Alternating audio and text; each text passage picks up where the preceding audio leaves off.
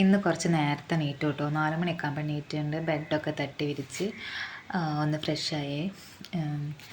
അതിന് ശേഷം പഠിക്കാനിരുന്നു കേട്ടോ. ഞാൻ ബേസിക്കാണ് പഠിക്കുന്നത്. ഇന്നിപ്പോൾ കോൺസ്റ്റിറ്റ്യൂഷൻ്റെ ഭാഗമാണ് പഠിച്ചുകൊണ്ടിരിക്കുന്നത്.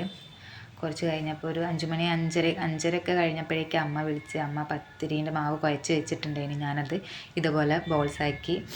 അതിന് ശേഷം അമ്മ മീൻ പൊരിക്കാനുണ്ടായിരുന്നു. അങ്ങനെ മീൻ പൊരിച്ചു. അയലയായിരുന്നു മീൻ.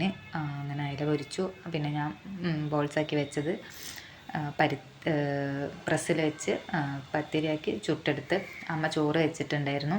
പിന്നെ ഇത് പത്തിരിയിലേക്കുള്ള ചെറുപയർ കറി, ഉച്ചക്കയിലേക്ക് അയലക്കറി.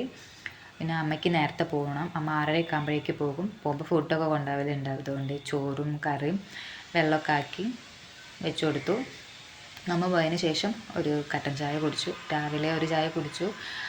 ഒന്നുകൂടെ കുടിക്കാമായിരുന്നു, ഒന്നുകൂടെ കുടിച്ചു. പിന്നെ കുറച്ച് നേരം സിറ്റ് ഔട്ടിൽ ചായ ആയിട്ട് പോയിരുന്നു. സിറ്റ് ഔട്ടിൽ നിന്നാട്ട് ചായ കുടിച്ചേ. സിറ്റ് ഔട്ടിൽ നല്ല കാറ്റാണ്. എപ്പോഴും നല്ല കാറ്റുള്ള സ്ഥലമാട്ടോ. പിന്നെ പൂവ് അരിയാനുള്ള പരിപാടിയിലേക്കായി. ഈ 2 റോസ് അടുത്തുള്ള താത്ത തന്നതാണ്. അവരവിടെ പൂവുണ്ട്. പിന്നെ ഞങ്ങൾ കുറച്ച് മേടിച്ച പൂവുണ്ട് കേട്ടോ. ഇവിടെ അങ്ങനെ പൂവൊന്നും പറിക്കാനുള്ള പൂവൊന്നുമില്ല. മേടിച്ചു. പിന്നെ ഞാൻ പൂവൊക്കെ അരിയാൻ തുടങ്ങി. പിന്നെ തലേന്നിട്ട തറയൊക്കെ ഒന്ന് വൃത്തിയാക്കി പൂവൊക്കെ കളഞ്ഞ് മുറ്റൊക്കെ ഒന്ന് അടിച്ച് വാരാൻ കരുതി. അതിൻ്റെ ഇടയ്ക്ക് മീൻകാരൻ വന്നിട്ടുണ്ടായിരുന്നു കേട്ടോ. മീൻ തലേന്നേ വാങ്ങി ഫ്രിഡ്ജിൽ വെച്ച്, രാവിലെ നേരത്തെ ഉണ്ടാക്കുന്ന കാരണം തലേന്നേ വാങ്ങി ഫ്രിഡ്ജിൽ വെക്കലാട്ടോ. പിന്നെ അടിച്ചടി കഴിഞ്ഞതിന് ശേഷം തറയൊക്കെ ഒന്ന് ക്ലീൻ ചെയ്തു. സാധാരണ ചാണകമൊക്കെയാണ് തേക്കൽ. പക്ഷേ ചാണകം ഇവിടെ കിട്ടാനില്ലാത്തതിനെ കൊണ്ട് കരി വെച്ച് തേച്ചു. പിന്നെ പൂവിടാൻ തുടങ്ങി. ഞാനും അച്ഛനും കൂടെയാണ് പൂവിടുന്നത്. അങ്ങനെ ഇന്നത്തെ പൂവിടൽ പരിപാടി കഴിഞ്ഞ് പിന്നെ ഞാൻ ചായ കുടിക്കാനിരുന്ന്. ചെറുപയർ കൂട്ടി കറി കൂട്ടി പത്തിരി കഴിച്ചു. പിന്നെ കുറച്ച് ക്ലീനിങ് പരിപാടിയൊക്കെ ഉണ്ടായിരുന്നു.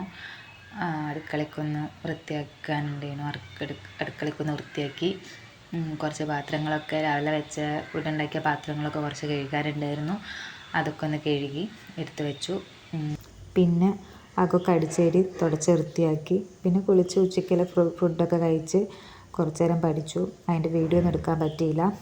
പിന്നെ വൈകുന്നേരം ഒന്ന് പുറത്ത് പോയി. ഞാനും കസിനും കൂടിയാണ് പോയത്.